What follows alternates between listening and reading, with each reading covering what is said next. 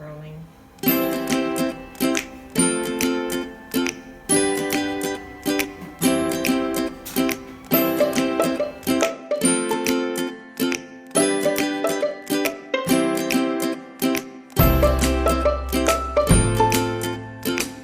My most recent research project has been really interesting and exciting. So I've been part of a kind of a large team of researchers who've done a global study on the impact of social media on people's everyday lives. And we sent researchers into towns, small towns all around the world.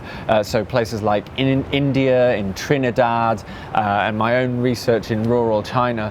And we all went off and lived for 15 months in one place. For my own research, actually, one of the really interesting things that came out of it was to find out how in rural China, people, when they spoke about social media they really emphasized the fact that they used it to communicate with a small group of people who were normally based on kind of familiar relationships. So people who were their classmates, people who were from the same village as them, or people from their family. But also there was another side to their social media use, which I really only found out about when I got to know them very closely.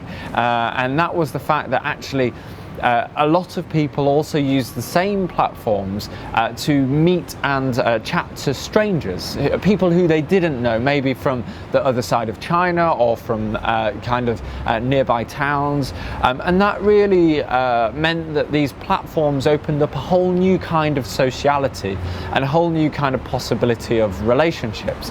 And actually what was really interesting is when we started comparing the findings in rural China with the findings that all the other researchers working in different places around the world were looking at, and what they found is we kind of came up with this new idea of scalable sociality, and the idea that social media it really offers something very new, because it's different from kind of mass media like TV or radio, which is a kind of one-to-many thing, but it's also different from previous forms of media that were mostly dyadic in nature, so one-to-one. So things like email and writing letters and things tended to be very like one-to-one. So actually social media kind of makes this small group and different kinds of small groups and communication between them possible.